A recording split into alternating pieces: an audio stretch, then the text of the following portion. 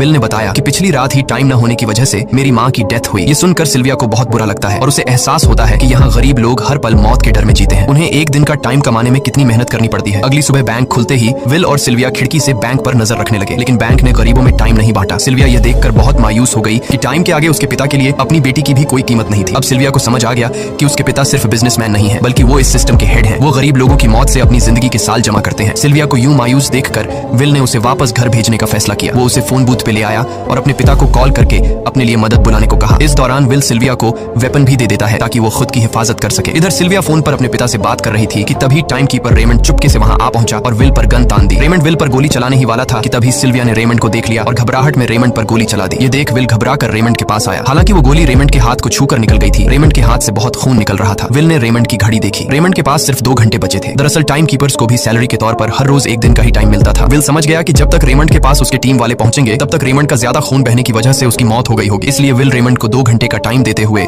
Raymond की car को लेकर वहां से निकल गया। रेमंड को गोली मारकर अब सिल्विया भी क्राइम लिस्ट में आ चुकी थी। हालांकि विल ने सिल्विया से कहा कि वो अभी इन सब से निकल सकती है, लेकिन ग्रीनिच में सिल्विया की जिंदगी पिंजरे में कैद पंछी की तरह थी। उसके पिता फिलिप ने उस पर बहुत सारी पाबंदियां लगा दी थी, पर यहाँ आकर उसे आजादी का एहसास हो रहा था, क्योंकि यहाँ वो अपनी मर्जी की मालिक थी। और सिल्विया समझ जाती है कि यहाँ पर लोगों के साथ गलत हो रहा है। अब वह भी गरीबों को उनका हक दिलाने में विल के साथ थी। विल और सिल्विया ने मिलकर अमीरों को लूटना शुरू कर दिया। सिल्विया, जो कि ग्रीनिच सिटी के चप्पे चप्पे से वाकिफ थी, इसलिए इन दोनों ने प्लान बनाया कि वो ग्रीनिच सिटी में बैंक से टाइम कैप्सूल चुराएंगे और उनको गरीबों में बांट देंगे। सिल्विया ने सबसे पहले अपने पिता फिलिप के कई सारे बैंक्स में डाका डाला, क्योंकि फिलिप ने गरीबों की मौत से वह सारा टाइम इकट्ठा किया था। इन दोनों ने तिजोरी से सभी टाइम कैप्सूल एक बैग में पैक करके वहां से निकल गए और उन्हें गरीबों में बांटने लगे। इतनी बड़ी चोरी करने के बाद अब सरकार भी इन दोनों से तंग आ चुका था, इसीलिए सरकार ने इन दोनों के सर पर 10 साल का टाइम इनाम रख दिया। ये खबर सुनते ही गैंगस्टर फोर्टिस अब इन दोनों को कुत्ते की तरह ढूंढने लगा, लेकिन विल और सिल्विया हर रोज अपना ठिकाना बदलते रहते थे, जिससे वो किसी के हाथ नहीं आते थे। ये दोनों एक होटल में छुपे हुए थे। इनके पास टाइम की कमी तो थी नहीं, इसलिए उन्होंने पूरे होटल को ही बुक कर लिया था। फोर्टिस इन दोनों की तलाश में उस होटल के बाहर आ पहुंचा। वहां उसने कुछ लोगों को पकड़कर उनसे विल और सिल्विया के बारे में पूछने लगा, लेकिन उन लोगों पर विल और सिल्विया के बहुत एहसानात थे, इसलिए ये लोग मरने के लिए तो तैयार थे, पर विल और सिल्विया का ठिकाना बताने के लिए तैयार नहीं थे। लेकिन जब फोर्टिस ने उन लोगों पर बहुत ज्यादा जोर जबरदस्ती की, तो उनमें से एक बंदा मौत के डर से